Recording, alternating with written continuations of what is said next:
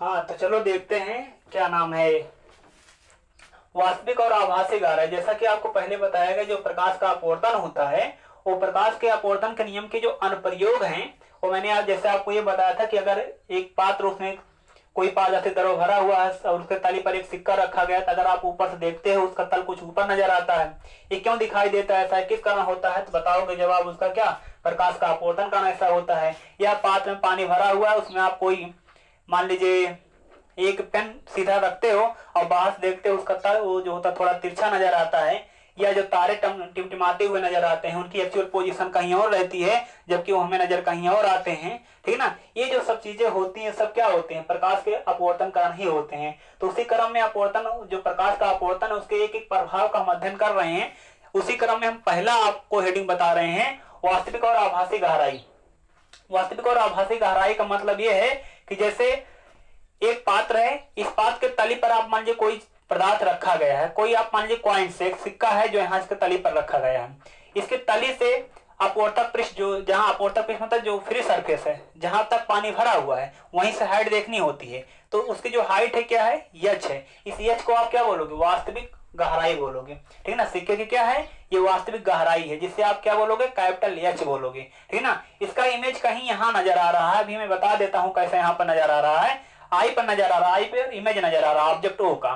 तो यहाँ से अपवर्तक पृष्ठ तक की जो दूरी है या गहराई है, अगर यहाँ से कोई व्यक्ति देखता है तो अपवर्तक पृष्ठ से स्मॉल एच गहराई पर नीचे इस ऑब्जेक्ट का इमेज यहाँ नजर आ रहा है। ठीक ना, ये यहाँ पर नजर आएगा, ये वर्चुअल इमेज यहाँ पर बना, क्योंकि किरणें वास्तव नहीं काट रही, हमें बढ़ाना पड़ रहा है। अगर किरणें बढ़ाना पड़ रहा है तब काट रही हो, इसका मतलब आभासी प्रतिबिंब हमेशा बनेगा। तो आई पर आभासी प्रतिबिंब बनेगा। तो ये वास्तविक गहराई हो गया और ये आभासी गहराई हो गया। दोनों को लेकर के और इनके अपवर्तनांक को लेकर के जो फार्मूला फॉर्मुलेट किया जाता है वो फार्मूला ये होता है, किरणें कहां से जा रही हैं, n2 से कहां को जा रही हैं, n1 को, जिस माध्यम में जा रही हैं। दोनों का रेशियो क्या होगा, साइन आई, या दोनों का जो रेशियो होगा वो रेशियो आएगा real depth divide by imaginary depth. ये क्या होगा, रियल डेप्थ होगा। और नीचे क्या लिखोगे, यहाँ पर जो वर्चुअल डेप्थ आएगा मतलब स्मॉल एच। ये चीज, यही फार्मूला आपका इसमें आएगा, n2 बाई n1, यही फार्मूला इसमें आता है। तो थोड़ा देख लेते हैं चीज कैसे कैसे सब बने हुए हैं।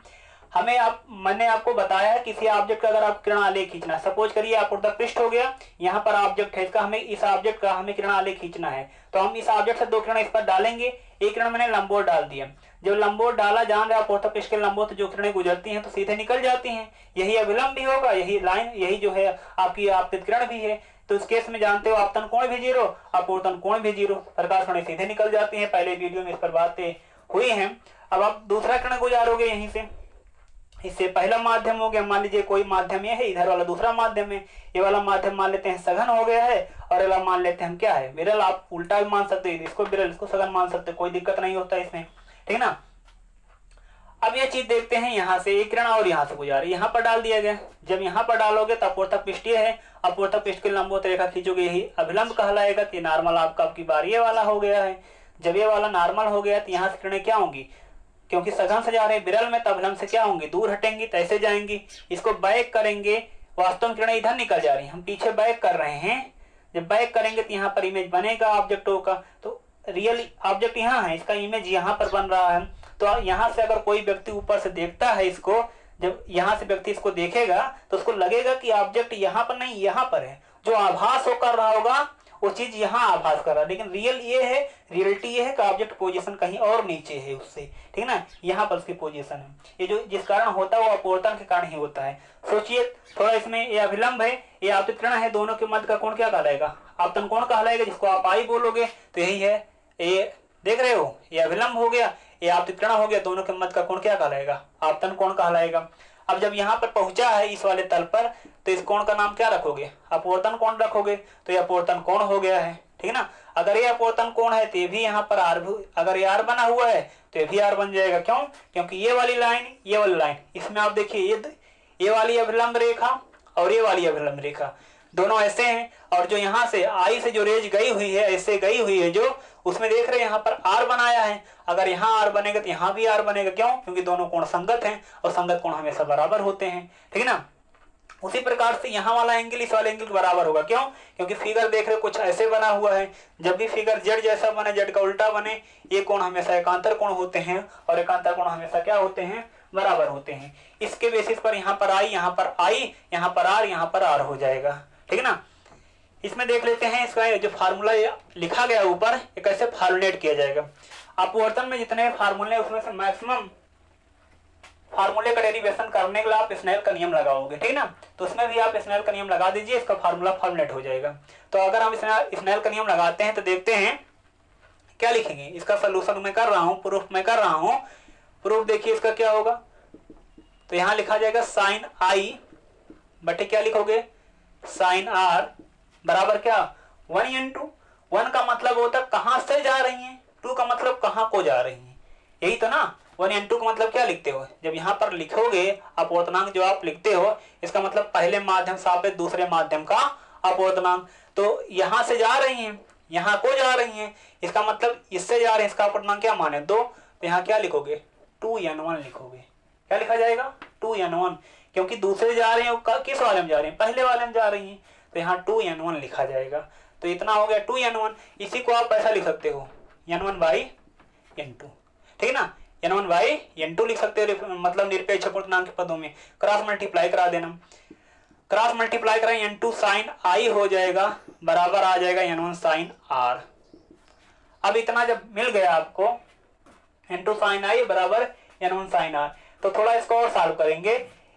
आई और आर जो आप यहाँ देख रहे हो, आई और आर, ये दोनों कोण जब आप यहाँ से इसको देखते हो, यहाँ से जब आप ऑब्जेक्ट को देखते हो, ऐसा नहीं है कि आई और आर बहुत बड़े कोण होते हैं। दोनों रेज, जो ये वाली रेज है और ये थोड़ा उससे आप बैक मतलब मोड़ करके डाले हो ये वाली रेज, इनके बीच का जो झुकाव कोण है, यहाँ पर जो झुकाव देख रहे हो आई, ये बहुत छोटा कोण होता है। जब आप अपनी आंखों से देखते हो बहुत छोटा, तो आंख ये, तो आंख जब बहुत छोटे है तो रेज बहुत पास पास से नजर आएंगी आपको। ऐसा नहीं आपका आंख बहुत बड़ा है, ये तो एक रेज यहाँ से आ रही है, एक रेज यहाँ से आ रही है, ऑब्जेक्ट बहुत बड़ा है, दोनों रेज बहुत दूर दूर से आ रही हैं, ऐसा तो है नहीं। तो आप जब अपनी आंखों देखोगे तो दोनों रेज आपको बहुत पास पास से नजर आएंगी। तो जब दोनों रेज आपकी आंख में बहुत पास पास से आपको नजर आएंगे कि बहुत पास पास से आ रही है, तो उस बीच में ऐसा होगा, आपको रियलाइज होगा ये एंगल बहुत छोटा होगा, आई जो होगा बहुत छोटा होगा, और आर जो यहाँ बन रहा होगा वो भी क्या होगा? बहुत छोटा होगा, क्योंकि आप इसको भी रियलाइज करो, ये भी छोटा और ये भी छोटा। ठीक ना। ये भी छोटा और ये भी छोटा, क्योंकि आप आंखें से देखोगे और बहुत बड़ा होता नहीं वो चीज। ठीक ना। तो दोनों रेज बहुत पास से नजर आती हुई आएंगी। जब बहुत पास से नजर आती हुई आएंगी तो उस केस में क्या होगा? आई और आर बहुत छोटे कोण हो जाएंगे। आई और आर बहुत छोटे कोण होंगे तो उस केस में होता क्या है? जो साइन आई होगा वो लगभग बराबर किसके होगा? वो लगभग बराबर जो होगा आई के होगा, और जो साइन आर होगा वो लगभग बराबर किसके होगा? आर के होगा। ठीक ना। यहाँ पर आई, यहाँ पर आर, और जानते हो जब आई छोटा होता है, जो मान लगभग साइन आई का होता है वही मान लगभग tan आई का होता है। किस केस में? जब आई छोटा होता है। और जो मान आर का होता है वही मान किसका होता है? tan आर का होता है। जब आई और आर छोटे कोण होंगे उस केस में ये चीज होता है। इसको आप लोग याद रख लीजिए। ठीक है ना। मतलब एक क्या नाम है, ये जो चीज है सन्निकट मान में है। ठीक ना। आई और आर, tan आई बराबर साइन आई जो है, यहाँ tan आई, यहाँ पर क्या है? साइन आई। दोनों के जो मान लगभग बराबर है, अप्रॉक्सीमेट वैल्यू है या अप्रॉक्सीमेट रिलेशन दोनों के बीच में है। तो यही चीज यहाँ पर किया जाएगा। अब ये चीज यहाँ रख लोगे तो यहाँ पर क्या बन जाएगा? n2, और यहाँ पर क्या आ जाएगा?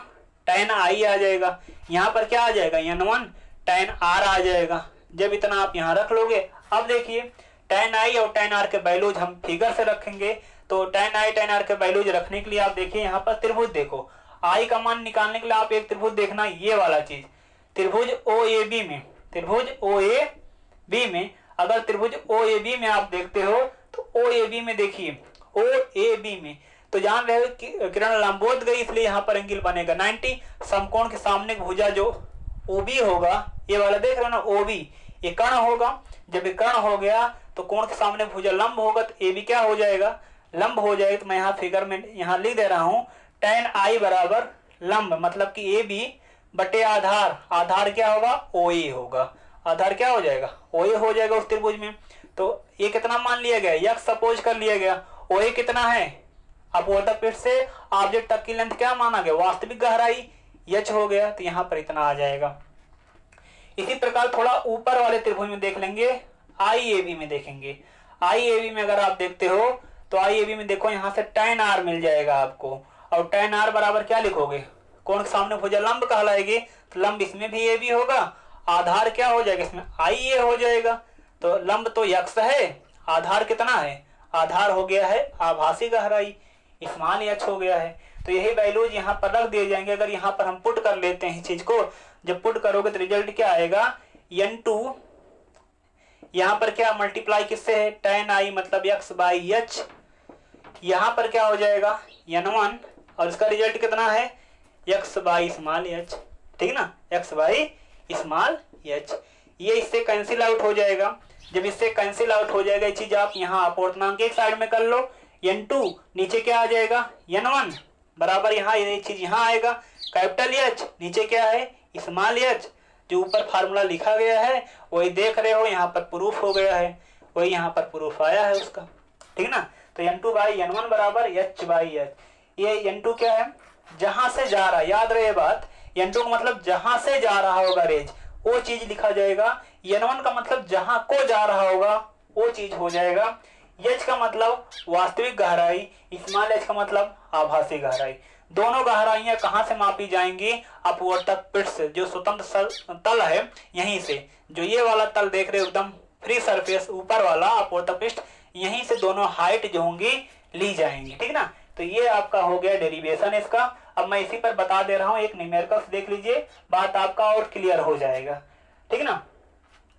ऐसा जरूरी नहीं कि जो नजर आएगा आपको यहाँ का ऑब्जेक्ट यहाँ ही नजर आए, ये भी हो सकता है ऑब्जेक्ट यहाँ ना नजर आ करके यहाँ नजर आए, थोड़ा नीचे उसका ऑब्जेक्ट का तल थोड़ा दबा हुआ आपको लगे, जब आप यहाँ से देखो तो जो h गहराई पर है वो h से ज्यादा गहराई पर आपको नजर आए, ठीक ना। ऐसा भी हो सकता है, वो डिपेंड करता है कि जी मतलब पात्र में जो द्रव भरा हुआ है उसका अपवर्तनांक कैसा है, ठीक ना, उसका अपवर्तनांक कैसा है, आप उसको कहां से देख रहे हो, ठीक ना, किस प्रकार से कैसे देख रहे हो, कहां से देख, यहां से देख रहे हो तो उसका अपवर्तनांक क्या है, ठीक ना, जिस पात्र में रखा गया उसका अपवर्तनांक क्या, उस अपवर्तनांक पर वो आपकी फीलिंग जो होगी डिपेंड करेगी, आप जो फील करोगे उस अपवर्तनांक पर डिपेंड होगा, ठीक ना, आपकी फीलिंग। तो इसी फार्मूले पर मैं एक न्यूमेरिकल सॉल्व कर रहा हूं, थोड़ा इसको समझ लीजिए बस, तो इसके बाद की चीजें मैं आपको बताऊंगा, पहले इस पर एक न्यूमेरिकल देख लीजिए।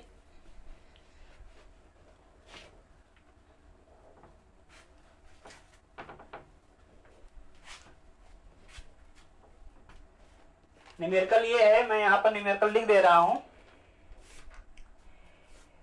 न्यूमेरिकल का जो डाटा है मैं उसको पहले यहाँ पर फुलफिल कर रहा हूं। देखिए ये बताया गया है कि यहाँ पर एक क्या नाम है, कोई लिक्विड, ठीक ना, कोई लिक्विड यहाँ पर है, ठीक, जो लिक्विड है उसका यहाँ पर मान लीजिए वाटर ही रखा गया, यहाँ पर जो ये है ये वाटर है, इसका अपवर्तनांक दिया गया n2 और वो लिखा गया 4/3 है, ठीक ना, 4/3 है, और यहाँ से 24 सेंटीमीटर गहराई पर स्वतंत्र जो अपवर्तक पृष्ठ ये वाला है, यहाँ से 24 सेंटीमीटर गहराई पर, यहाँ से आप 24 सेंटीमीटर की गहराई ले लेना, और उस गहराई पर मान लीजिए पूरी इतनी गहराई है यहाँ पर 24 सेंटीमीटर की, और इस तली पर यहाँ पर कोई एक मछली जो है यहाँ पर है, ठीक ना, यहाँ पर एक मछली है, ठीक, आप मान सकते हैं यहाँ पर एक मछली जो है यहाँ पर है, ठीक ना, यहाँ पर एक मछली हो गई, इसकी गहराई यहाँ पर 24 सेंटीमीटर है, और यहाँ अपवर्तक पृष्ठ से 36 सेंटीमीटर की ऊंचाई पर,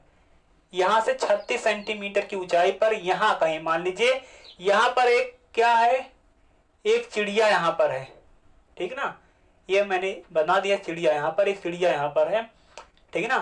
तो ये पूछा जा रहा है चिड़िया को मछली कितनी गहराई पर नजर आएगी, ठीक ना, जो चिड़िया यहाँ पर है उसको मछली कितनी गहराई पर नजर, कहाँ नजर आएगी, उसकी ऊंचाई क्या, चिड़िया से उसकी हाइट मतलब दूरी कितनी हो जाएगी, डिस्टेंस क्या हो जाएगी, ये पूछा जा रहा। और ये भी पूछा गया है कि मछली को चिड़िया कितनी ऊंचाई पर नजर आएगी।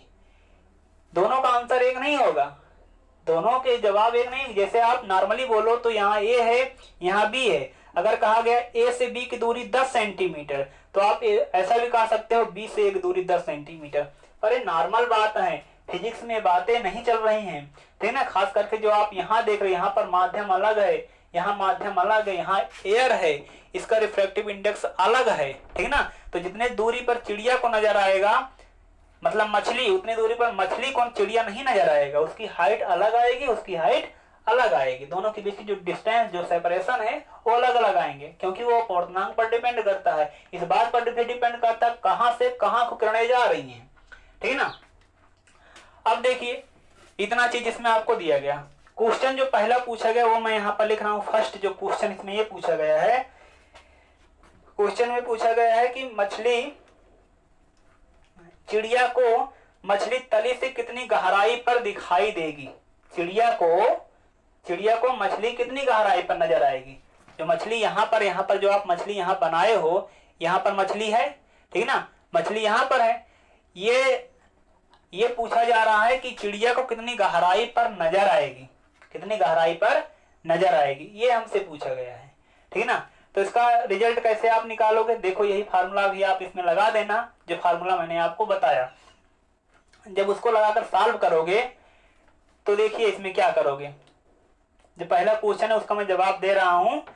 आप अभी फार्मूला इसमें पढ़े हो n2/n1, यही पढ़े हो, n2/n1 बराबर रियल डेप्थ, यहाँ पर बटे क्या लिया जाएगा, जितने पर एहसास होगा, रियलाइज करेगा कोई चीज, वो चीज यहाँ पर होगा, आभासी गहराई ये चीज हो जाएगा। अब देखिए कहां से किरणें जा रही हैं, जहां से जा रही होती है वो ये होता है। तो कहां से जा रही हैं, द्रव से जा रही हैं, तो इसका पूर्णांक कितना 4/3। कहां को जा रही हैं, एयर में, क्या लिखोगे 1 बराबर यहाँ पर क्या वास्तविक गहराई क्या है, वास्तविक गहराई क्या लिया जाएगा 36 लोगे या फिर 24 लोगे, ठीक ना। ये चीज आप समझिए। अपवर्तक पृष्ठीय है ना, वहां से ऑब्जेक्ट, देखो जो क्वेश्चन कहा गया उसके हिसाब से चिड़िया को मछली तली से कितनी गहराई पर नजर आएगी। जो मछली यहाँ पर है, जहां पर उसका इमेज बनेगा वहीं पर वो नजर आएगी। तो ये ऑब्जेक्ट हमारा यही होगा, मछली हमारा ऑब्जेक्ट होगा, इसका इमेज जहां पर बनेगा वहीं पर वो नजर आएगी। तो अब यहाँ बन रहा कि यहाँ बन रहा हो तो देखेंगे, सॉल्व करेंगे तब पता चलेगा, लेकिन हमारे लिए ऑब्जेक्ट का काम मछली ही कर रही है, ठीक ना। अगर चिड़िया को मछली देखनी है, तो इसका मतलब मछली का इमेज जहां पर बनेगा वहीं चिड़िया को नजर आएगा, ठीक ना। तो हमें ऑब्जेक्ट हमारे लिए ये होगा, और यहाँ से हम 2 रेज गुजारेंगे, जहां पर उसका डायग्राम बनेगा जिस प्रकार से, वहीं पर उसका इमेज फॉर्मेशन हो जाएगा। तो रियल डेप्थ ऑब्जेक्ट यहाँ पर है, तली पर है, इसकी अपवर्तक पृष्ठ हाइट क्या होगी 24 होगी। तो 24 हमारी वास्तविक ऊंचाई हो जाएगी। एच मतलब रियलाइज कहां पर होगा, इसका इमेज कितनी ऊंचाई पर बनेगा अपवर्तक पृष्ठ से ही, वो चीज होगा स्मॉल एच। इसको हम सॉल्व करेंगे 2400, 4 यहाँ पर 4 से 24, इसको यहाँ कर देना 18 आ जाएगा। तेज का मान कितना आ जाएगा 18 सेंटीमीटर। मतलब कि ये हो गया, जो अपवर्तक पृष्ठ 24 सेंटीमीटर चौड़ा है, उसका जो यहाँ पर मछली तली पर जो है वो तली पर नहीं बल्कि अपवर्तक पृष्ठ से 18 सेंटीमीटर की हाइट पर नजर आएगा। उसका इमेज कहीं यहाँ पर, मतलब मछली कुछ यहाँ पर नजर आएगी। जो मछली यहाँ पर है वो मछली यहाँ पर नजर आएगी।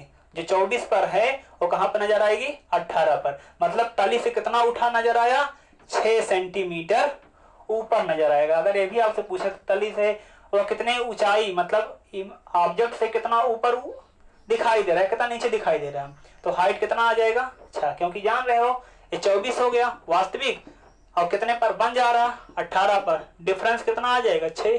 तो 6 सेंटीमीटर वो अपने ऑब्जेक्ट से उतना ऊपर नजर आ रहा है। यहाँ पर ऊपर नजर आ रहा है, तो यहाँ पर ऊपर। अगर ज्यादा हाइट होता तो उस चीज को, अगर निगेटिव हाइट आया होता तो नीचे लिखा जाता, ठीक ना। फिलहाल यहाँ पर यही सॉल्व होकर यही आंसर इसमें आएगा, ठीक ना। अब देखते हैं, एच का मान तो 18 आ गया। हमसे ये पूछा जा रहा है चिड़िया को ये कितने दूरी पर नजर आएगी। अब ये तो 18 समझ गए हो, ये 18 सेंटीमीटर है, चिड़िया तो यही है, एक पोजीशन फिक्स मानो, चिड़िया भी 36 वाले हाइट पर ही है। तो यहां से चिड़िया से इसकी हाइट निकाल लेंगे, मछली यहाँ उसको नजर आएगी।